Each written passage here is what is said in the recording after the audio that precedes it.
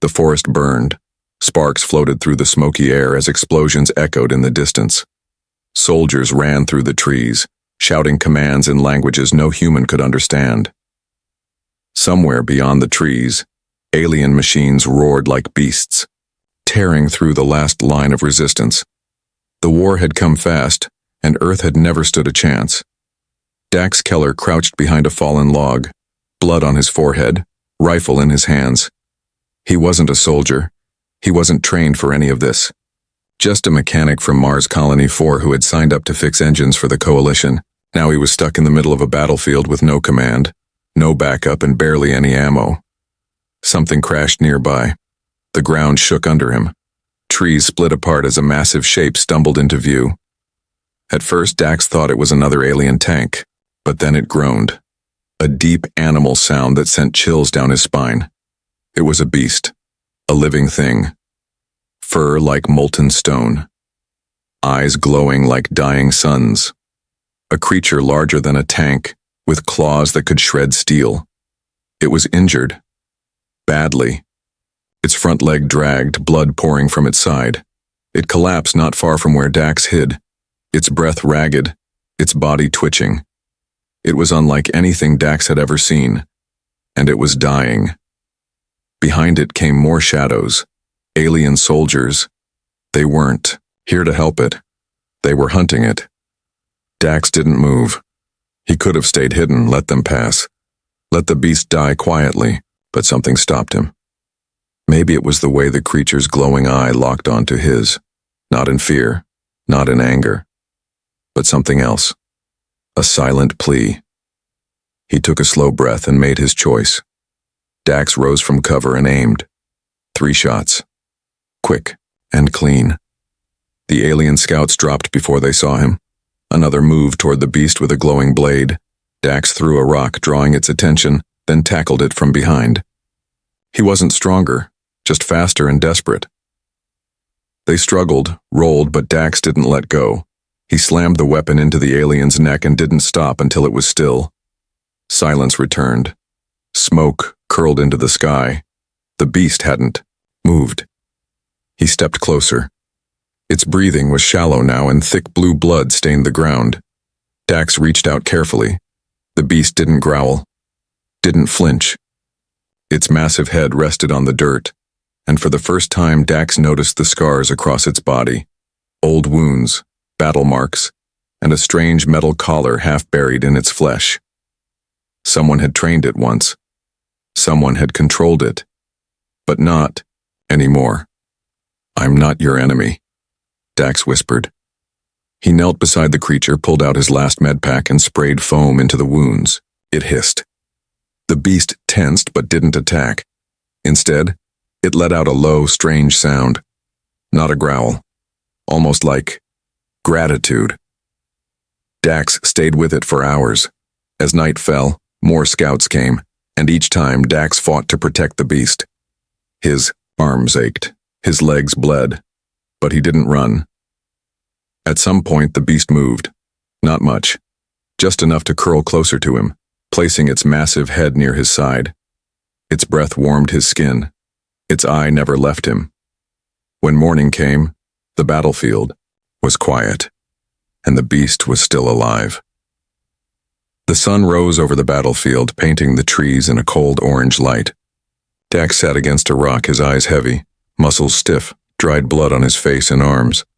The beast beside him was still alive, but barely. Its wounds were deep, its breathing slow. He hadn't meant to stay all night, but once he started helping it, he couldn't walk away. Something inside him told him this wasn't just a beast. It had a mind, a memory, maybe even a heart, and it had chosen not to kill him. Dax stood and looked at the creature's collar again. It had a glowing symbol, faint and cracked. He touched it gently. The collar sparked, and suddenly the beast's eye flashed bright orange. A low rumble came from its chest, and for a moment Dax thought it was about to attack him. Instead, it stood up, slowly, painfully.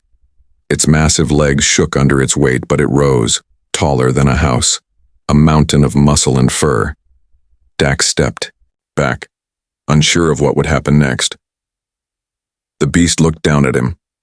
Then, with surprising grace, it bent its head low and nudged his chest softly. It had accepted him. A sound echoed through the trees. Not far away, marching. Voices. Another group of soldiers, this time human. Dax ran toward them, waving. "Hey, I'm alive! Over here!" They raised their weapons at once, shouting orders. He stopped in confusion, hands up. Behind him, the beast growled. "Get away from it," a commander shouted. "Step back now." Dax tried to explain. "It's not dangerous. I saved it. It won't hurt anyone." But they didn't listen. One of them fired. The shot missed Dax by inches and hit the ground near the beast. It roared, not in pain, but rage. The forest shook. Birds exploded from the trees. The soldiers froze, faces pale. The beast stepped between Dax and the guns, its eyes glowing like fire. "No!" Dax shouted. "Stop, you'll make it worse." But the soldiers didn't stop. Another fired, then another. Bullets hit the beast's side, but it didn't go down, this time. Instead, it charged. The attack was fast and brutal. 2 soldiers went flying. One screamed as he was crushed under a claw. Dax ran forward, screaming at the beast to stop, to back down, but it didn't listen. He grabbed a flare and fired it into the air. Red smoke filled the sky. The gunfire stopped. The beast stood in the center of the destruction, breathing heavily, blood dripping again from fresh wounds. The humans stared in. Fear. None dared shoot again. "I told you," Dax said breathlessly. "It only attacks if it feels threatened." The commander lowered his gun. "That thing is a Warbeast, genetically bonded to a Warlord, programmed to kill." "It's not bonded to anyone anymore," Dax said. "It chose me." The soldiers looked uneasy. Some wanted to leave. Others wanted to finish the job. But no one moved. No one wanted to test the creature again. Finally, the commander nodded. "Fine. It lives. But it's your responsibility now, human. If it kills again, we'll blame you." Dax nodded. He turned to the beast and rested a hand on its leg. "You hear that? You're with me now."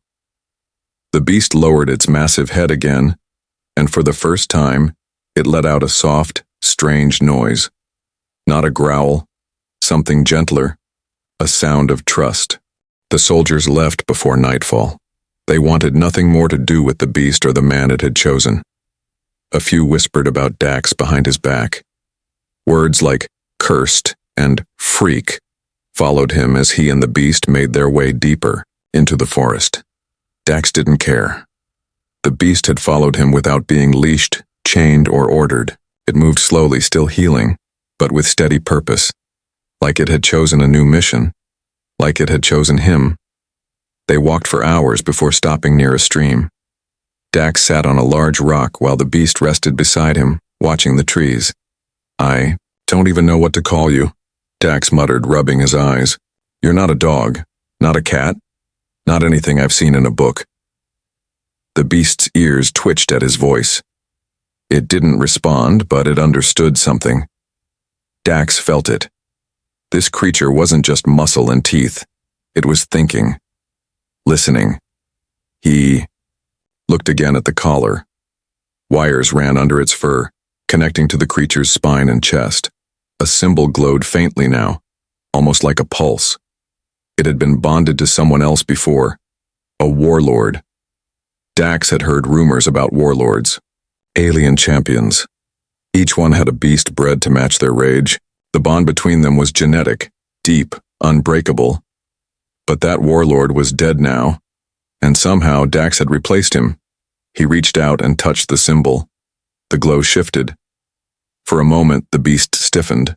Then, it sent him something. Not words, not pictures, but a feeling. Grief. Dax pulled his hand back, breath caught in his chest. The beast was mourning.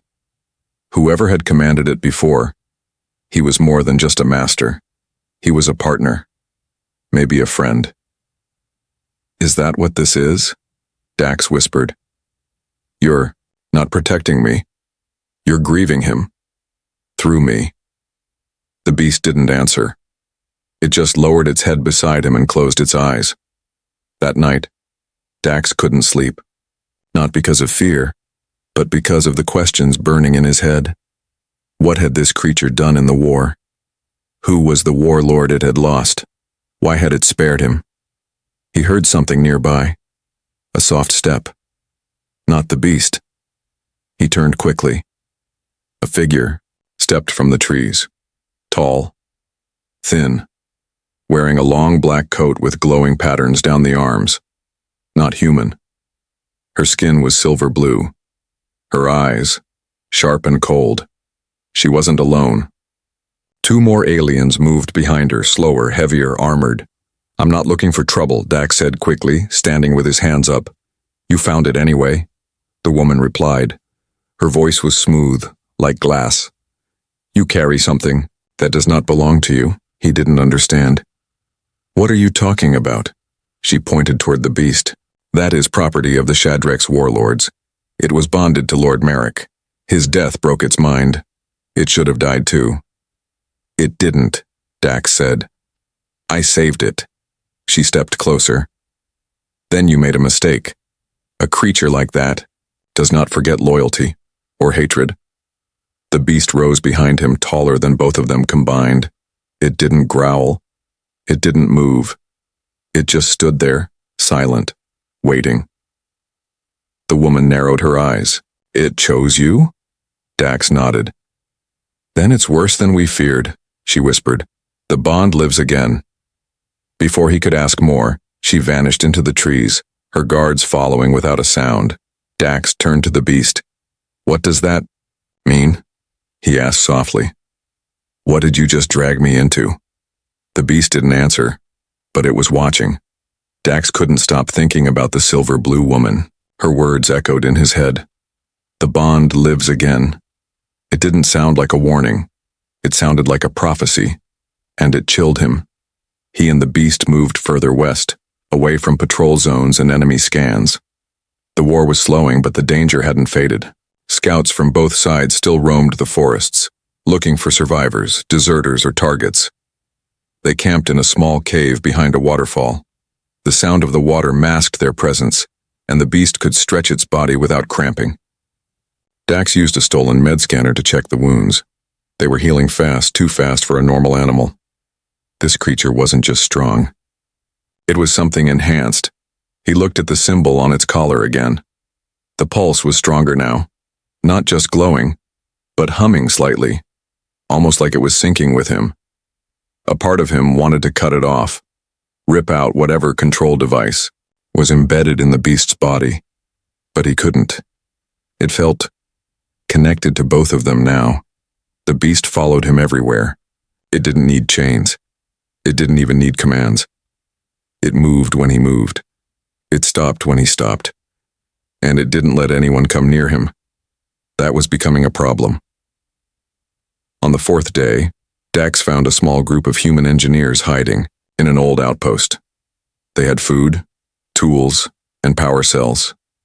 He needed all three. But the moment he stepped into their camp, the beast followed. The reaction was instant. Guns came up. Voices rose in panic. One woman dropped her crate and backed away, eyes wide. "What is that doing here?" "He's with me," Dax said quickly. "It's not dangerous. It's a Warbeast." Another man shouted. "Those things wiped out battalions. You brought it here?" "He won't hurt you," Dax said again, stepping in front of the beast. "He only attacks threats." One man laughed nervously. "Then don't blink wrong, I guess." They gave him supplies but kept their weapons close. One of them, a young guy named Leave, got bold enough to step near and offer Dax a canteen. Then he made the mistake of looking too long at Dax's face. The beast moved. It didn't growl. It didn't roar. It just stepped forward, fast and low, placing one massive paw in front of Dax. Leave froze, his face pale. Okay. Leave backed away, hands up. "I wasn't going to touch him." "Easy," Dax said, placing a hand on the beast's shoulder. "He's not a threat." The beast stared at Leave for a few seconds longer, then turned away. Leave let out a breath like he'd been drowning. Dude, it was about to kill me. It's protective, Dax muttered. No, man, Leave said, eyes still wide. That thing's in love with you. Dax didn't laugh. Later that night, he sat near the waterfall and watched the beast sleep. Its body twitched in its dreams. Soft noises escaped its throat. Sad, low rumbles like memories crawling out. Dax understood it now. This creature didn't just remember its past master. It was forming a new connection. But the connection wasn't one-sided. When Dax had saved its life, something ancient had been activated. The Warbeast didn't see him as a stranger anymore. It saw him as its new warlord, and it would kill anyone who dared get too close. He looked at the stars through the trees and felt something strange stirring in his chest. He hadn't just saved the beast. He had inherited something powerful, something dangerous, and he wasn't sure if he could control it. Dax didn't sleep much after that night. Every time he closed his eyes, he saw faces. The soldier crushed by a single strike, the terrified engineers. And the worst part was that the beast had never once looked angry. It was calm, focused. Like, protecting Dax was its only mission now. The bond was getting stronger. He noticed it when he woke up hungry and the beast brought him food, a dead animal, cleaned and dropped at his feet. He noticed it when he whispered to himself and the beast responded, reacting to his voice even when he wasn't speaking directly to it. And worst of all, he noticed it when he got angry. It happened when he passed a group of scavengers robbing a crashed shuttle. They weren't soldiers, just survivors, desperate and rough. But one of them pushed a wounded man to the ground and laughed. Dax shouted at them to stop. The scavenger pulled a blade, and before Dax even lifted his rifle, the beast was on them. The scene was over in seconds. 3 scavengers ran, 1 didn't. Blood soaked the grass. Dax stood frozen, heart pounding. I didn't tell you to do that, he said softly. The beast lowered its head. Its body was relaxed like it hadn't done anything wrong. You did that because I was angry, Dax said. You felt it. The beast didn't answer. It didn't have to. This wasn't just a pet. It wasn't even a soldier anymore. It was a mirror. And every emotion Dax felt, the beast felt too. Stronger, sharper, and with deadly results. He needed answers. He returned to the outpost where he first met the silver-blue woman. The ruins were cold now, empty. But he waited, day after day. Finally, she appeared again, alone this time, her coat glimmering in the light. You're still alive, she said, eyes on the beast. Surprising. I need to know what it is, Dax said. Why it reacts to me, why it kills like it's reading my thoughts. You bonded, she said simply. Like Merrick did, but faster, more deeply, perhaps more dangerously. How is that possible? He asked. You saved its life. It sees you as a protector, but it also sees you as its master. Not because of strength, but because you chose to stay. She stepped closer and the beast growled. Still so loyal, she murmured, even without commands. What was it before me? Dax asked. She looked into the forest. It was a weapon, a beast built from rage and sorrow. It was born to protect one man, Lord Merrick, until death. It didn't expect to survive him. When it did, it went mad. Then you found it. You didn't run. You didn't attack. You helped. The bond latched onto that moment. So it's not really free, Dax whispered. It just transferred its chains. No, she said, looking at him. Now you wear the chains. He didn't understand. Not until later that night, when he sat alone by the fire. The beast was sleeping, breathing slow and steady, but something was inside Dax now. A strange pressure, a constant awareness. He could feel where the beast was. He could sense its dreams. And when he closed his eyes, he saw flashes. Not his memories, but the beast's. A battlefield. A dark hall. A huge alien man in red armor, standing with pride, placing a hand on the beast's head. And then, The flash of fire. The moment of death. Dax woke up sweating. The beast was staring at him. It knew what he saw, and it wasn't hiding anymore. The next morning, Dax didn't speak. He didn't have the words. The dreams had changed something inside him. It wasn't just memories from the beast. It was pain, heavy, deep, the kind that couldn't be explained. The bond was no longer one way. Now the beast could feel Dax too. He tested it. Slowly, gently. He sat by the stream and thought of hunger. The beast brought him food. He thought of danger. The beast stood and looked around the trees. Then he thought of sadness, of the people he couldn't save, the friends he'd lost, the world he missed. And the beast lowered its head beside him and let out a sound so soft it felt like an apology. That night Dax made a choice. "We can't hide forever," he said. "Whatever's inside you, it's waking up, and the galaxy won't ignore us much longer." The beast raised its glowing eyes. Waiting. "We go to the edge," Dax continued, "to the ruins of the Warlord's last fortress. Maybe there's something left. A record, a map, a warning." They traveled for days, through old battlefields, fallen cities, and broken machines half swallowed by the forest. Everywhere they went, people ran. Even armed patrols backed away. No one dared face the beast that moved like a ghost beside the human. But someone was following them. Dax felt it first. Then the beast confirmed it with a low growl. They stopped near a cliff, where the forest gave way to rocky hills. The air was dry, cold. A voice echoed across the stones. "You should have left it to die." Dax turned. The silver-blue woman stood across the gap, and this time, she wasn't alone. Behind her stood a creature even larger than his beast. Red eyes, black armor, and no emotion. Another Warbeast. "Is that?" Dax started. "Yes," she said. "The last of Marek's rivals. Its name is Solren. It remembers everything." The two beasts stared at each other. No movement, just silence and heat. "He wants to kill it," Dax said. "No," she replied. "It wants to kill you." Dax's heart jumped. "Why me?" "Because you wear the bond," she said. "And the bond doesn't allow competition. You carry a throne you don't understand, and Solren was trained to destroy anyone who dares claim it." The wind howled through the cliffside.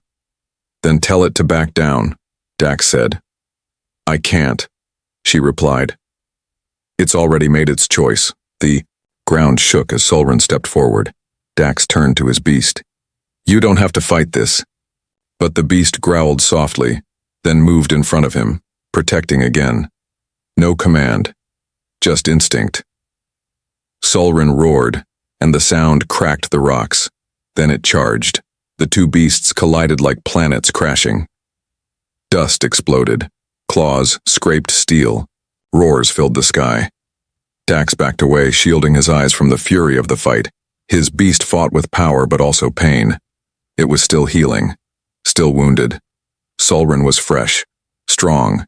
Every hit pushed his beast back. Every bite tore new wounds, but it didn't stop. Not once. It fought like it remembered who it used to be. Dax watched helplessly, fists clenched. And then something strange happened. He felt heat in his chest. Not fear. Power. He shouted the beast's name, not one he knew, but one he somehow felt. A name that wasn't human. A name from the dreams. And the moment he spoke it, the beast changed. Its eyes turned white. Its body grew brighter. The bond awakened something ancient. The real fight had begun. The moment Dax spoke the name, the sky felt heavier. He didn't know where the name had come from. It had burned through his chest, rising to his lips like a forgotten command. And the second he said it, the rune, the beast responded like thunder answering a storm. Its body glowed with a pale light. The wounds on its side no longer bled. It stood taller, stronger, the old fire returning to its eyes. Across the battlefield, Solren roared in confusion. It charged again, its armored, bulk crashing through stone. But Tharoon met it with equal force, slamming into the larger beast so hard that the earth cracked beneath their feet. The two warbeasts fought like ancient gods. Each blow shook the cliffs. Each roar split the wind. Dust and energy swirled around them, but this time, Tharoon wasn't losing. It moved with purpose, grace, and rage that felt old. Dax felt everything. He could feel Tharoon's heartbeat inside his own chest. Every time the beast took a hit, Dax's muscles tensed. Every time it landed a strike, a heat burst behind his eyes. It was no longer just a bond. It was a fusion. The woman across the cliff shouted something, but Dax couldn't hear her. The power inside him was growing. Too fast, too strong. His body trembled. His vision pulsed. It felt like Tharoon's memories were flooding into him again, faster than before. He saw Marek's final battle. He saw Tharoon standing beside the Warlord, roaring as fire consumed the skies. He saw death, betrayal, pain, then silence, and now he was inside it again. Sulren struck hard, slamming Tharoon against the rocks. The impact made Dax fall to one knee. Blood ran from his nose, but he didn't stop watching. "Tharoon!" he shouted. "Don't give in!" The beast pushed, back with one massive paw, claws scraping deep into Sulren's chest. It didn't back down. It didn't fall. It stood tall even when its legs shook. Dax took a step forward. The silver-blue woman appeared again, blocking his path. "Stop. The bond is too deep. You'll kill yourself."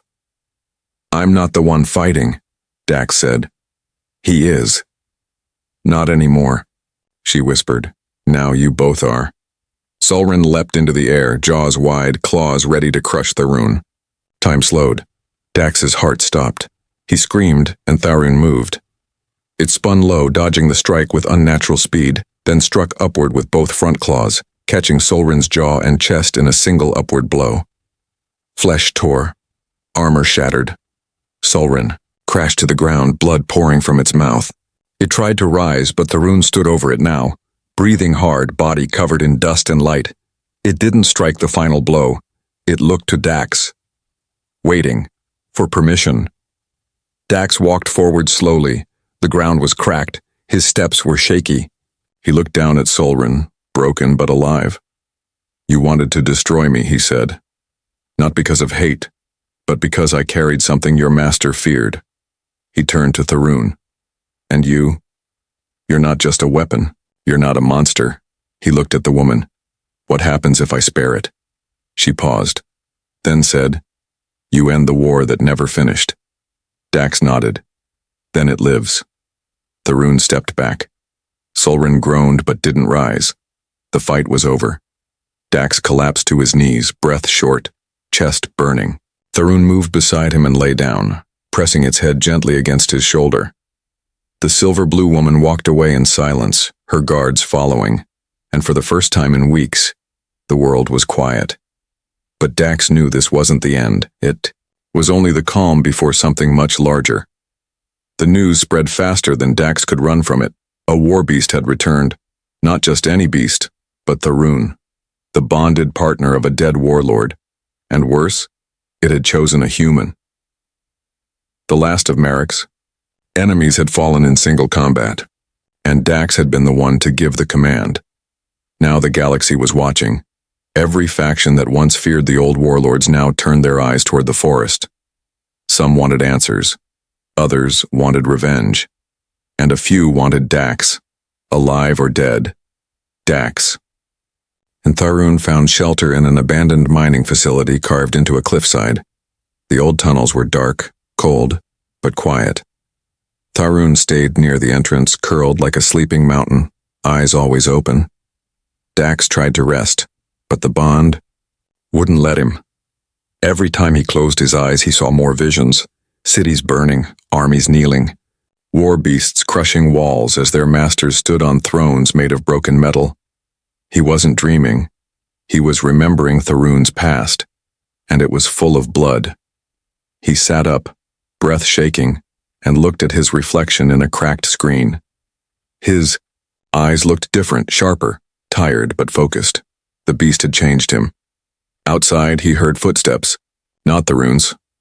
Lighter. Human. Dax grabbed his rifle and stepped toward the door. A woman stood there. Human. Short red coat. Tactical belt. Her eyes scanned him like a scanner. "You're Dax Keller," she said. "Depends who's asking." "I'm Lieutenant Mara Venn," she said. "Coalition Intel. I'm not here to arrest you. I'm here to warn you." Dax didn't lower the weapon. "Go on." "Word is, the high tribunals want your head. You bonded with a weapon that should never have been allowed to live. They think you're a threat." "Am I?" Mara looked past him at the giant beast resting quietly in the dark. "Yes," she said. "But I don't think you want to be." Dax finally lowered the rifle. "Why warn me?" "Because the tribunal has sent hunters," she said.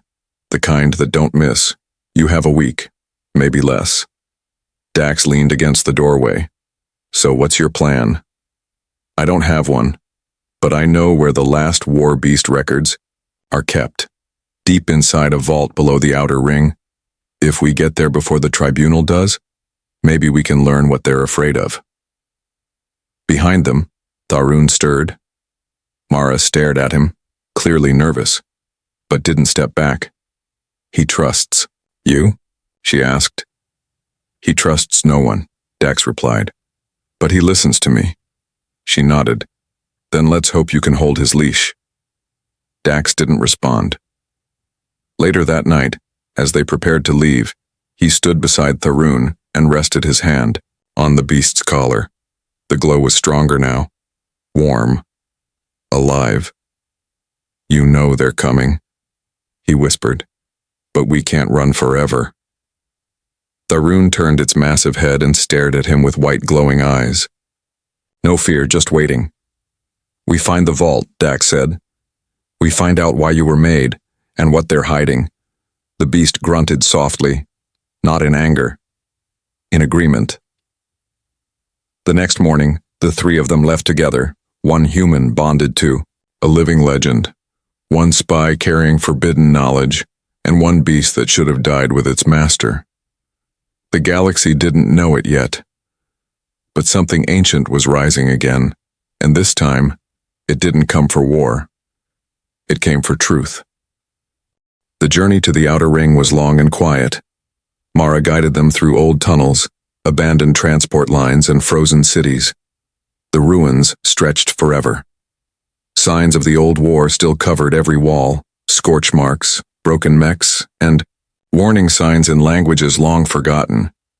Tharun moved through it all like a ghost from the past. Each step echoed against steel floors. Each breath felt like it carried the weight of centuries. Dax stayed close, his hand often brushing the collar as if to remind the beast, "You're not alone anymore." They reached the vault after 5 days. It wasn't a building. It was a mountain, carved straight into the rock, sealed by a door that hadn't been opened since the war ended. Glowing runes marked its edges. Dax felt something stir in his chest as they approached, like a memory rising from deep water. "This is it," Mara said. "The last archive of the Warlords, their science, their secrets, and the true purpose of the Warbeasts." Tharun growled low. "He remembers this place," Dax said, "but not with peace." The door scanned him. A pulse of light crossed his body. Then the seal cracked open. Inside, cold air rushed out. Silent halls stretched forward, lit by old blue lights. Everything felt frozen in time. Dax walked first. Tharun followed without sound. Mara kept her weapon ready, eyes scanning every shadow. At the center of the vault was a room made of black glass. In its center stood a chair. It wasn't built for humans. Wires floated in the air above it. Symbols glowed on the walls. And beside the chair, a message flickered on an old holoscreen, written in the Warlord language. Dax couldn't read it, but Tharun approached and placed a claw on the console. The message changed. Now it was in English. Mara stepped forward, reading it aloud. "Warbeasts are not born. They are created, through pain, through loyalty, through loss. Each is bonded to a warlord, not by command, but by reflection. The stronger the emotion, the stronger the bond. If the warlord dies, the beast either dies, in grief, or seeks another whose soul burns just the same. Dax stepped back. That's why, he whispered. That's why he chose me. I was angry. I was broken. I felt the same pain. The screen flashed again. One bond is allowed. If a second bond is made, the first one must be erased. Dax froze. What does that mean? He asked. Mara's voice dropped. If the beast bonds with someone new, the old connection must be removed. Fully. Tharun growled louder now. His claws scraped the floor. His body shook, not from rage but confusion. Dax realized what was happening. Tharun, he said softly. You're remembering too much. The beast's eyes flashed red for a second, then white again. Mara stepped back. If the system forces the old connection out, it might tear him apart, Dax finished. The machine beside the chair powered on. A voice echoed. Mechanical. Ancient. Bond transfer detected. System recalibrating. Legacy override required. Tharun roared. The walls trembled. Lights blinked. Dax stepped forward. I can stop it, he said. I can sit in the chair. No, Mara shouted. You don't know what it will do to you. I know what it'll do to him if I don't. Dax looked at Tharun. The beast stared back. In that moment, the bond didn't feel like magic. It felt like friendship. Like choice. He climbed into the chair. The wires closed around him. Pain hit his mind like fire. His memories twisted. The war, Tharun's first warlord. The death. The rage. The loneliness. The bond. Then, silence. The light stopped, and the chair released him. Dax fell forward, barely breathing. Tharun crawled toward him and rested his head beside his chest. Alive. Still bonded. Still his. Dax woke up slowly. The ceiling above him was smooth, glowing, faint blue. The air felt warm, still, and full of static. He turned his head and saw Tharun lying beside him, breathing steady, massive body stretched across the vault floor. Alive. Mara stood near the door, arms crossed, her eyes red from staying. Awake. You passed out for nearly 2 days, she said softly. Dax tried to sit up. His head throbbed, but he managed. What happened? He asked. You survived the bond reset. The system tried to erase the past, but it failed. Why? She looked at Tharun. Because you weren't replacing the old warlord. You were becoming something new. Dax placed a hand on Tharun's collar. It no longer pulsed with red or white. It glowed softly in gold. Peaceful. Balanced. The vault door opened on its own. Sunlight poured in. For the first time in weeks, Dax saw a clear sky. Blue. Bright. Free of smoke or fire. The war, at least for now, was far away. He stood up slowly and walked outside. Tharun followed behind him, quiet and calm, the way a shadow follows the sun. Outside, a small group waited.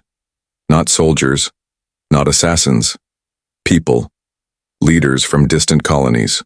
A few alien elders. And one child who held a toy shaped like a beast. They didn't come with weapons, they came with questions. The woman who led them stepped forward. She bowed, not to Dax, but to Tharun. You are the last Warbeast, she said. We thought your kind had vanished. Tharun said nothing, but his presence was answer enough. Then she looked at Dax.